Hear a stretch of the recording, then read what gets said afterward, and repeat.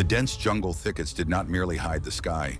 They seemed to be trying to crush the world itself, squeezing it in their damp and merciless embrace. The dull crack of snapping branches became the only music accompanying the man in this endless green desert. At that moment, he did not yet realize that he was alone.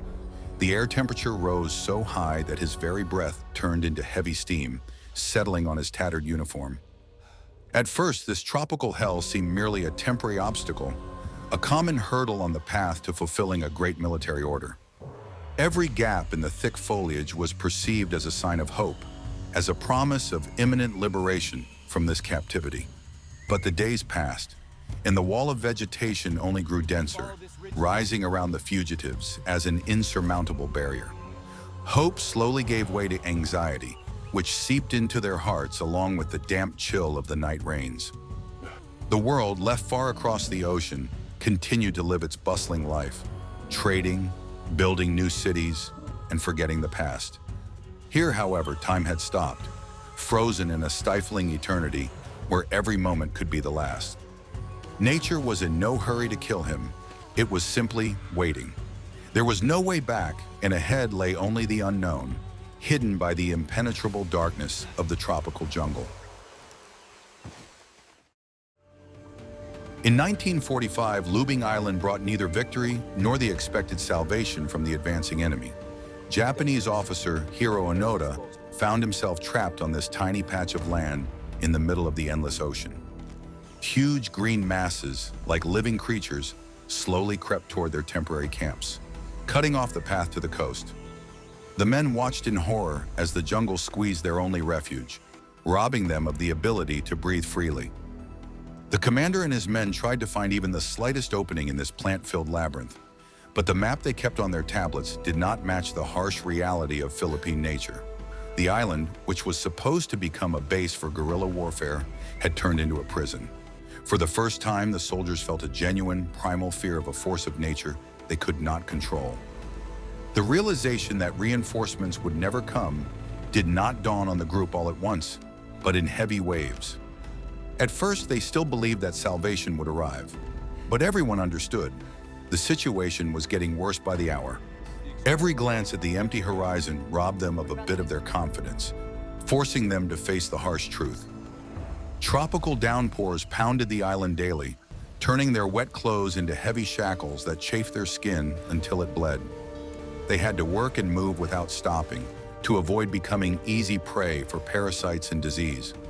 The soldiers hauled the pitiful remnants of rice and ammunition, trying to maintain their combat readiness under unbearable conditions. It was a pitiful sight, a handful of people defying the endless power of equatorial nature. One day they spotted American ships on the horizon, ships that carried with them the end of their empire. Huge gray silhouettes broke away from the horizon and began to approach their shores. It was the first sign that the war was lost, but their minds refused to accept this terrible truth. Fear of the enemy mingled with fear of the jungle, creating a new level of unbearable tension. The nights in the jungle became unbearably long, plunging the world into a thick and dangerous darkness. The sun barely broke through the dense canopy of trees, even at noon, creating an eternal green twilight. It was a harbinger of the long isolation they could not even have imagined at the start of their journey. Darkness approached every night, and with it came the relentless chill of fever. And at that moment, gazing at the rotting leaves in the empty sky, they understood the fundamental truth. Their enemy was not evil or cruel in the human sense of the word.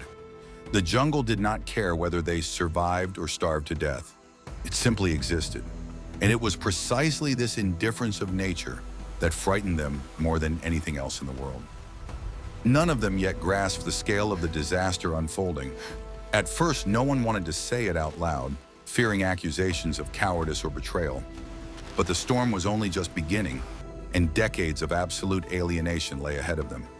This was not the end. It was the beginning of a true test of the human spirit's resilience. Everything was decided right here and now, under the dense canopy of the Philippine forest. From that moment on, time became their chief and most ruthless enemy. Panic spread faster than a tropical fever, seizing the minds of even the most steadfast soldiers. They still hoped to ride out this delay, but it was already a trap. It all began far from here, in the austere classrooms of military academies, where the air was thick with iron discipline. A map of the Pacific Ocean lay on the table, and fingers confidently traced the routes of future great conquests. In those years, the empire was at the height of its power, and it seemed that nothing was impossible for its army. They believed that their will would break any resistance, and that loyalty to the emperor would be their greatest weapon. Hiro Onoda was a young and extremely diligent intelligence officer who had undergone special training. He was trained in the methods of guerrilla warfare, sabotage, and long-term self-sufficient survival. His commanders instilled in him the belief that surrendering was strictly forbidden under any circumstances. This conviction was contagious, and orders were accepted as absolute truth, beyond question. The unit was carefully selected, but none of them had any real experience surviving in conditions of complete isolation. These were soldiers accustomed to orders and the strict structure of the army, but not to the chaos of the wild. They knew how to handle weapons and explosives, but they did not know how to keep their sanity in solitude. A fire of fanatical devotion burned in their eyes, a fire that would soon collide with a brutal reality. The first few days on the island went according to plan. Fortifications were being built, and the group's spirits were high. They mined the approaches and set up hidden bases, believing they had complete control over the territory entrusted to them. The maps were filled with new markings, and it seemed the defense plan was perfect. Their confidence in their own invincibility grew with every dugout they built. However, as the front advanced, the situation began to rapidly spiral out of their control. Communication with headquarters was cut off, depriving the officers of the ability to receive clear instructions for action. The air was filled with the roar of enemy aircraft, a sound that chilled them to the bone with its inevitability. But the order was to hold the island, and they remained at their positions, ignoring the signs of the impending disaster. The encounter with the enemy's superior forces forced them to quickly change their initial combat tactics. They retreated into the mountains, taking refuge in the dense forests, which had now become their only shelter. It seemed to them that this was merely a maneuver, a temporary tactical retreat to regroup their forces. They did not realize that the jungle was not helping them. It was simply swallowing them up. The first doubts began to surface among the soldiers when they saw that air support had not arrived. Conversations grew quieter, and the tension mounted, giving way to heavy and anxious thoughts. Onoda continued to insist on carrying out the order, relying on his unshakable faith in the army. But that faith could not feed the men, and orders did not keep them warm during the torrential rains. And now, hiding in damp caves, they recalled their days of training as a distant and unreal dream. All their ambitions and plans had crashed against the deafening wall of information deprivation. They realized they had been cut off from the vast world that had once sent them here, and the price of blind loyalty might prove unbearably high. Some already understood how this would end for their small, isolated detachment. They looked at one another and saw the fear that could not be hidden behind military bearing. It was the moment when discipline showed its first serious crack. No one wanted to take responsibility for acknowledging the obvious defeat. From that day on, the expedition was over, and a slow, agonizing struggle for survival began. They still acted like soldiers, but they thought like people who had found themselves in a hopeless situation. The question was not whether they could hold the island against capture. The question was who would be the last one left in this endless green void. At the end of 1945, leaflets began falling from the sky, announcing the end of the war. The paper was covered with characters urging the soldiers to lay down their arms and make their way to American bases. This event struck the unit's morale harder than any artillery barrage. The text, offering life, was perceived by their exhausted minds as the enemy's most sophisticated provocation. Captain Onoda, having studied the dropped documents, categorically refused to believe the words written in them. He found minor stylistic errors in the text, which he considered clear evidence of enemy forgery.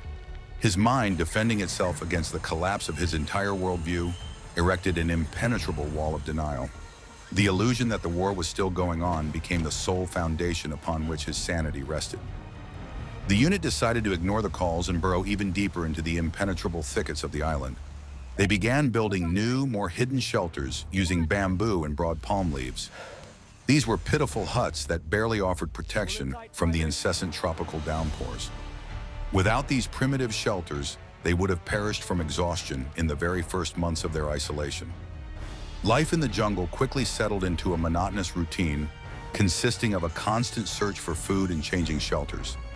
They instituted the strictest control over ammunition, realizing that supplies could not be replenished. Every bullet was counted and carefully protected from the ever-present dampness and rust. Hunger became their constant companion. Its cold breath was felt every long night. Relationships within the group grew tense. Constant stress and a sense of hopelessness took their toll. The silence between them grew heavier than the wind snapping the branches of old trees. The captain had to exert enormous effort to maintain at least the appearance of military discipline. They understood that internal strife would kill them faster than any external enemy. Their small group had become a lone speck in a vast territory, lost in the forests. Outside, the wilderness roared, while inside, a faint hope smoldered that the army would return for them. They did not yet know how many years they would have to spend within these damp, roofless walls. They still believed that their mission held some deeper strategic significance. At that moment, they ceased to be mere soldiers on a mission. They were divided not only by the icy void of alienation, but also by a growing inner doubt. They continued to talk about the fleet's return, but believed their own words less and less. Hope does not change reality, and reality was that the world had forgotten them. The world was too far away from these jungles, soaked in sweat and blood. Help might come, or it might not, but waiting for it was becoming increasingly unbearable. From that moment on, time became their chief and most ruthless executioner. Nature made no distinction between victors and vanquished. It simply consumed everyone. A long and endlessly bleak journey through years of isolation lay ahead of them, and not all of them would make it to the end, leaving their bones in nameless graves beneath the roots of trees. None of them yet understood the scale of the madness into which they were plunging. It was the moment after which everything changed forever, cutting off their path back.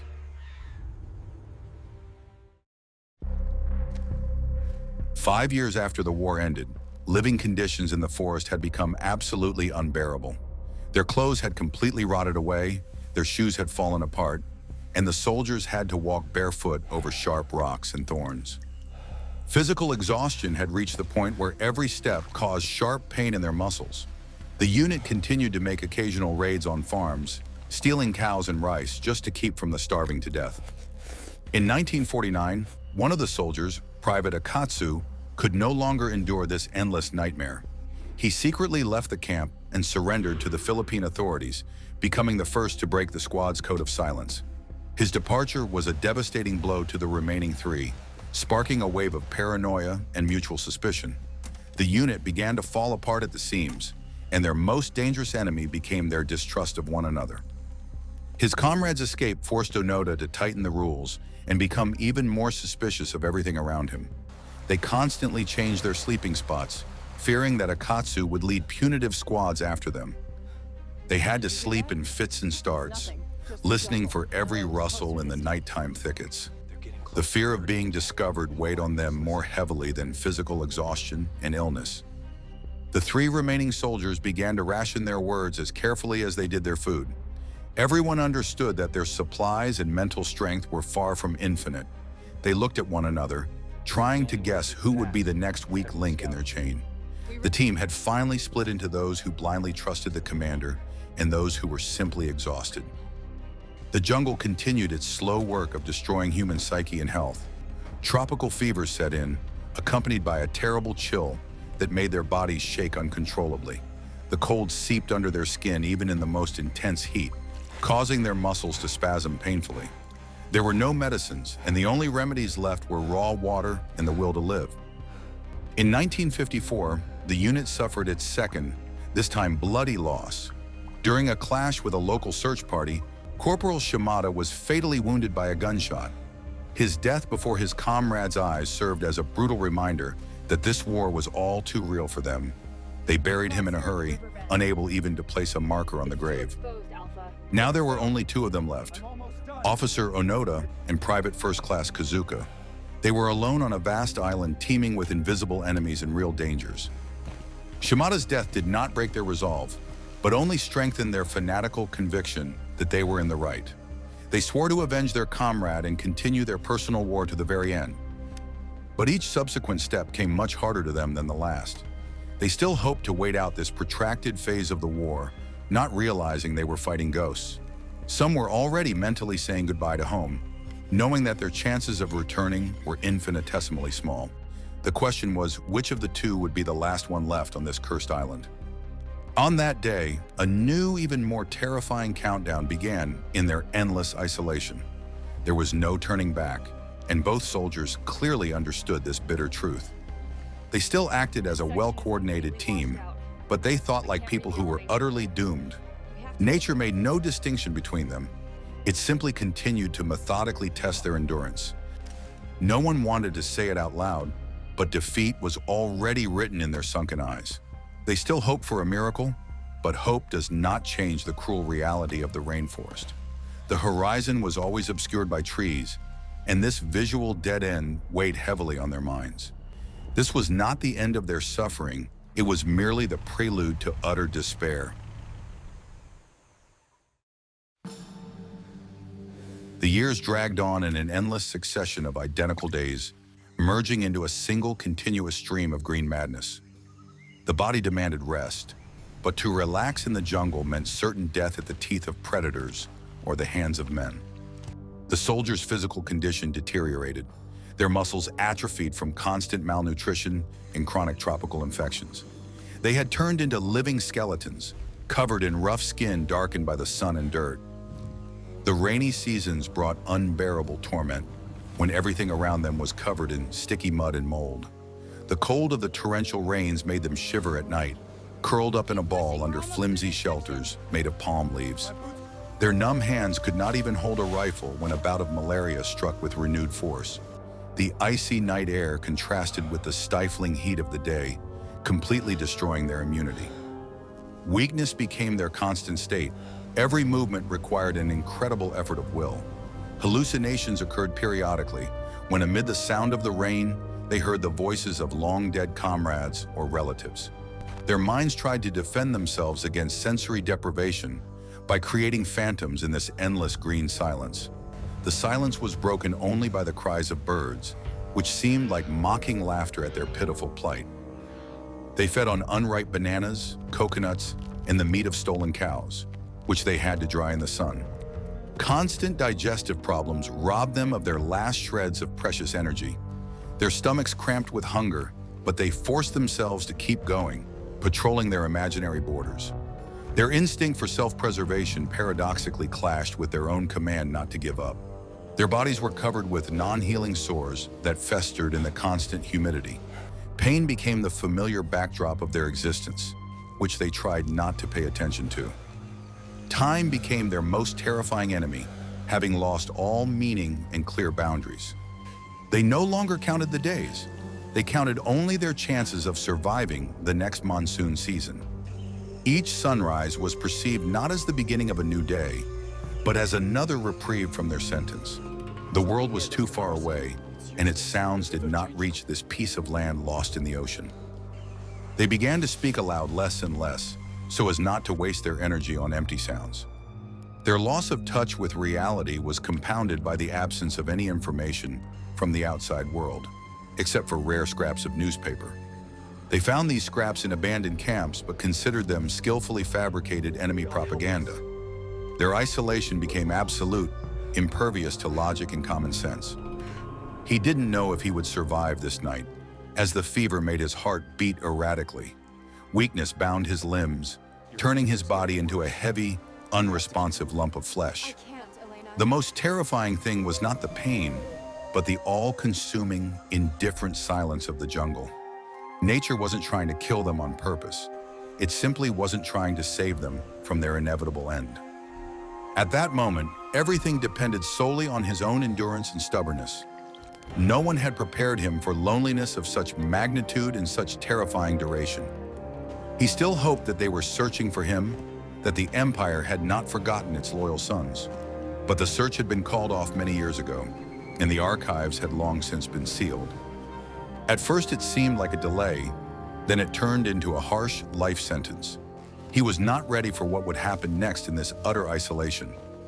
Panic receded, leaving room only for a cold, calculating survival instinct. Everything was decided here and now, in the struggle against his own weakening body and fading mind.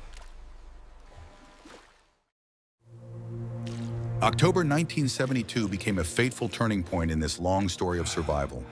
Onoda and Kozuka were on another foray to burn farmers' rice stalks, considering it an act of sabotage. Their actions attracted the attention of the local police, who immediately opened fire to kill at the silhouettes in the woods. A brief and fierce firefight ensued, the echoes of which rang out across the surrounding hills. Kozuka sustained 2 fatal wounds and fell to the dry ground, bleeding out. Onoda fired back, trying to cover his comrade, but it was already too late to change anything. The last comrade in arms with whom he had shared all the hardships for 27 years was dead. Onoda was forced to abandon the body and retreat deep into the thicket to save his own life. That escape through the thick underbrush was the most grueling physical and emotional ordeal of his life. At that moment, he didn't yet realize that he was completely alone in the whole wide world. Adrenaline numbed the pain in his battered legs, but it couldn't drown out the growing sense of utter emptiness. The world continued on its own, but for him, time had stopped once and for all. He began talking aloud to himself, simply to hear a human voice in the deafening silence. Despair became his most dangerous enemy, slowly creeping into his soul with cold tentacles. He no longer counted the days until victory.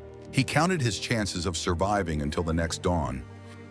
This was the first day of his true ordeal, one unlike any other in its severity. He was left alone with the cold of the night rains and his own bleak thoughts. From that moment on, he was no longer a soldier in the unit. He had become the sole surviving fugitive. No one had prepared him for such overwhelming loneliness, when even enemies seemed like welcome companions. He kept moving forward because stopping under these conditions meant a quick death. He wasn't afraid of dying in battle. He was afraid of not being found by his commanders. Nature was in no hurry to kill him. It waited with curiosity to see when his iron will would break. Each subsequent step became harder than the last because of the weight of memories and the loss of a friend. He began to realize that military aid would not come, but his mind continued to cling to old instructions. His isolation reached its absolute peak, trapping him in a cage of his own convictions. He didn't know that this was only the beginning of his personal, solitary marathon for survival. The silence among the trees became unbearably heavy, pressing down on his eardrums.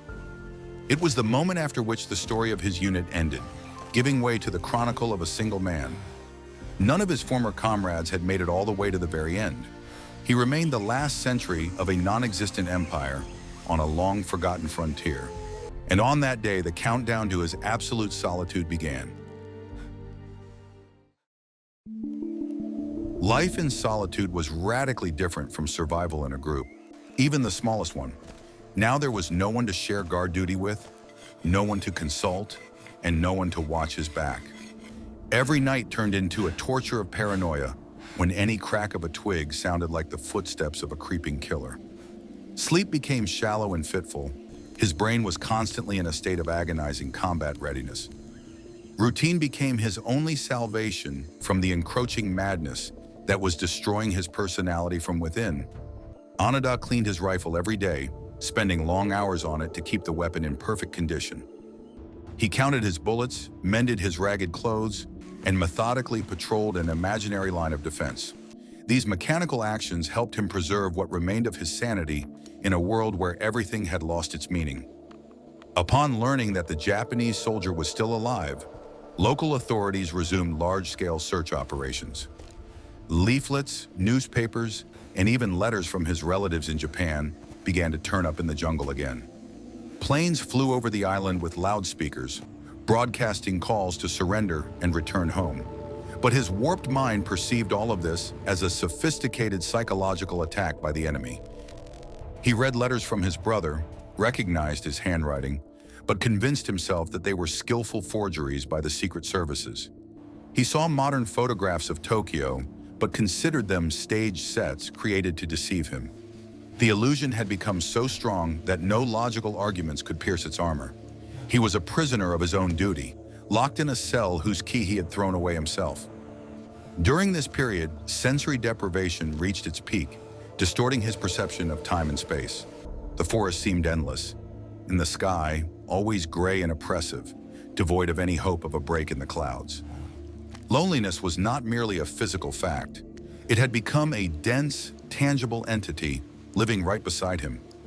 It breathed the damp air of the jungle down his neck, reminding him of his complete isolation from humanity.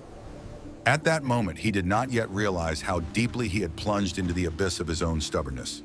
He began to understand that there would be no help, but he could not betray his commander's order. The most terrifying thing was not the pain in his joints, but the silence in which not a single order was heard.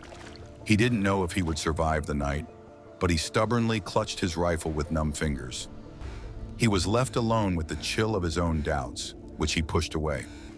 At that moment, everything depended solely on his ability to ignore the obvious reality.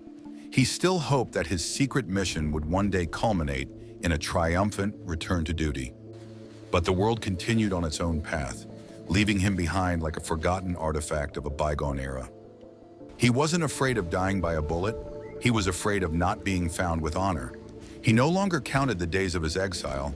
He counted the chances of staying combat ready. Nature was in no hurry to kill him. It was simply waiting for his inner core to break.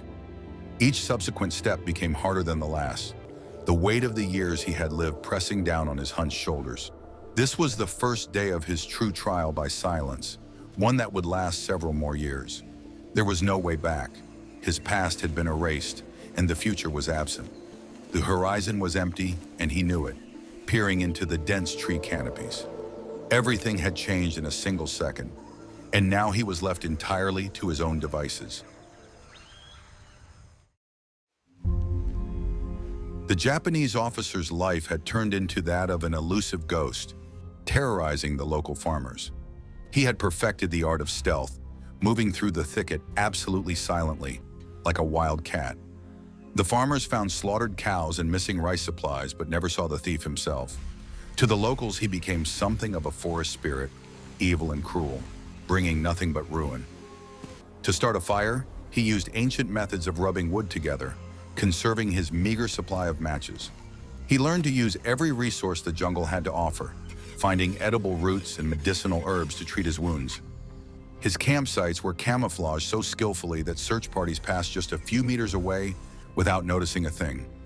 It was the ultimate school of survival, endured at the cost of incredible deprivation and the loss of his humanity. During the rainy season, he took shelter in deep caves where it was slightly drier, but always dark and damp. During those months, his only company was bats and poisonous centipedes crawling along the walls. He learned to sleep with his eyes open, reacting to the slightest change in the air currents in the cave. His instincts were sharpened to the limit, turning him into the perfect machine for self-sufficient survival. Loneliness drove him to strange behaviors. He would talk for hours to insects or the patterns on tree bark. His mind tried to compensate for the lack of communication by creating the illusion of companions in the empty forest. He recalled old army songs and sang them in a whisper so as not to reveal his position to enemies. These quiet melodies were his only connection to his homeland, which had long since changed beyond recognition. Onoda's clothing was now a bizarre patchwork of tarpaulin scraps, bark, and old sacks. He carefully preserved his officer's katana, regularly oiling the blade with animal fat to prevent corrosion. The sword was a symbol of an officer's honor to him, the last remnant of his long-gone status. As long as the sword remained sharp, Onoda believed his mission was still ongoing. At that moment, he did not yet realize that he was alone against all of progressive humanity. He still believed that this was temporary, that the Emperor remembered his loyal soldier. But time was already working against him, turning his body into a desiccated mummy. At first it seemed like a military delay, then it became a life sentence he had imposed on himself. Each subsequent step became harder than the last. His joints creaked from the constant dampness and strain. He began to realize that help would not come, but his stubbornness prevented him from surrendering to the local authorities. The worst part wasn't the pain from the sores, but the silence, which drove him mad with its invisible grip. He didn't know if he would survive the night, but he kept clutching the hilt of his katana.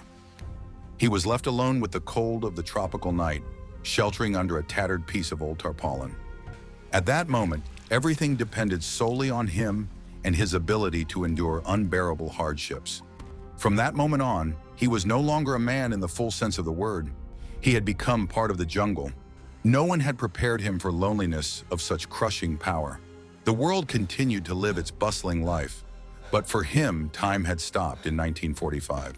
He began to speak aloud, simply to hear a human voice, even if it was his own. In February 1974, an event occurred that forever changed the course of this long-running story. A young Japanese traveler named Norio Suzuki set out for the jungles of the Philippines with a strange and ambitious goal. He declared that he wanted to find Lieutenant Onoda, a panda and a yeti, in that exact order. It seemed like a crazy scheme, but it was precisely his recklessness that pierced the old soldier's armor of distrust. Suzuki pitched his tent right in the forest and waited, hoping the fugitive would come out to him on his own. And one day, Onoda did indeed appear before him, clutching a rifle and ready to kill the uninvited guest. However, the young man wasn't afraid. He smiled and calmly spoke to the officer in his native language. He told him that the war had long since ended and that Japan was thriving in peace and harmony. Onoda listened to the traveler, but his mind, hardened by 30 years of isolation, refused to believe such simple words. He declared that he would lay down his arms only if he received a direct order from his immediate commander. This was an insurmountable obstacle, as his former commander, Major Taniguchi, had long since become a civilian. Suzuki promised to return with the order and took photographs of the officer to prove his existence to the authorities. The photographs of an aged but living Hiro Onoda had the effect of a bombshell on Japanese society. The government immediately tracked down former Major Taniguchi, who was now working as a simple salesman in a bookstore. The old commander was dressed in a military uniform and urgently sent to the Philippines to carry out an unusual mission. It was a rescue operation aimed at freeing a man from the trap of his own mind. The meeting between the commander and his subordinate took place at the agreed-upon spot in the jungle a few weeks later. Onoda emerged from the thicket, dressed in rags but with perfect military bearing and a gleaming rifle.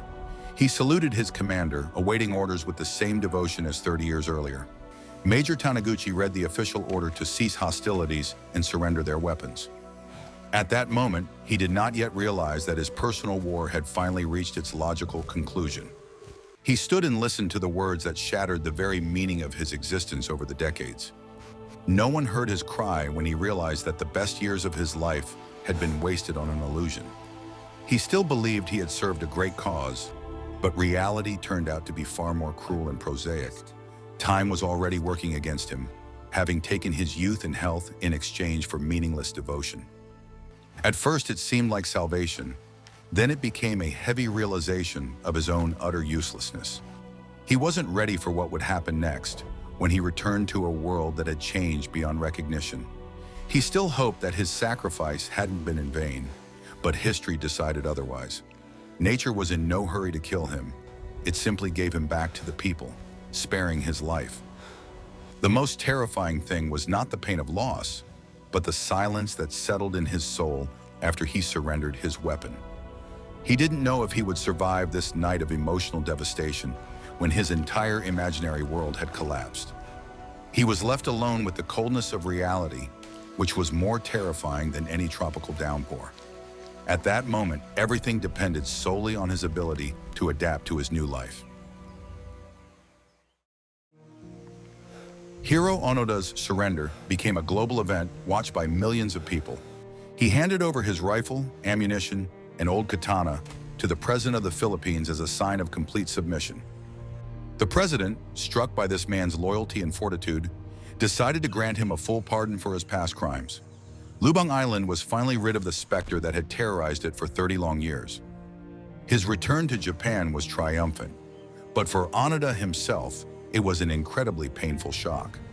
Tokyo greeted him with a forest of skyscrapers, the noise of cars and bright neon signs, all of which he had never seen before.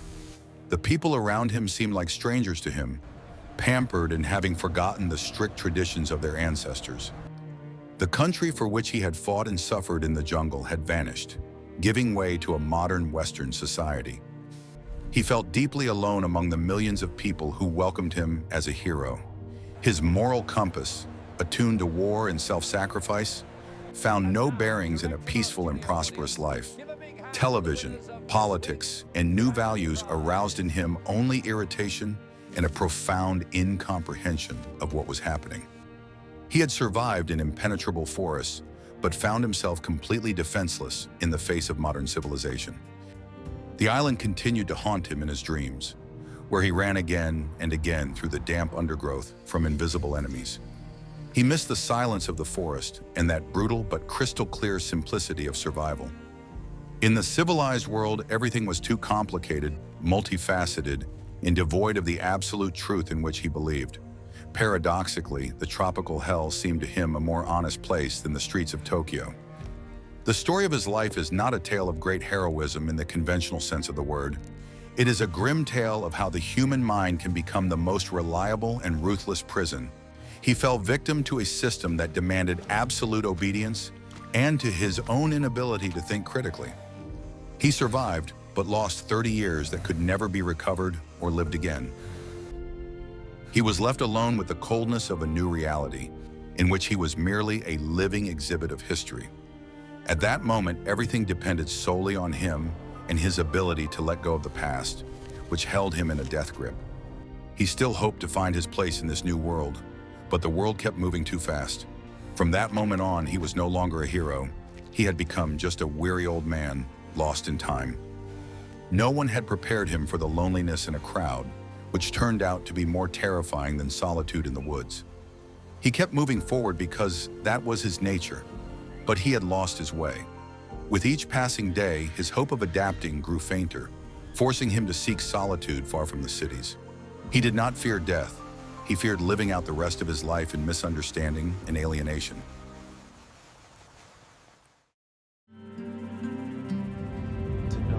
The world went on with its own problems, but for him, time was forever divided into before and after Lubang. He began to speak aloud about his experience, simply to hear a human voice sharing his burden. Disappointment became his most dangerous enemy, weighing like a heavy stone on the old soldier's heart. He no longer counted the days. He simply lived out his life, holding the sound of the tropical rain in his memory. The ending of this story sounds heavy and inevitable, like a sentence that cannot be appealed. The jungle did not kill him quickly. It simply waited until he surrendered his youth to it of his own accord. The world moved on, leaving him alone with his katana and memories of his fallen comrades.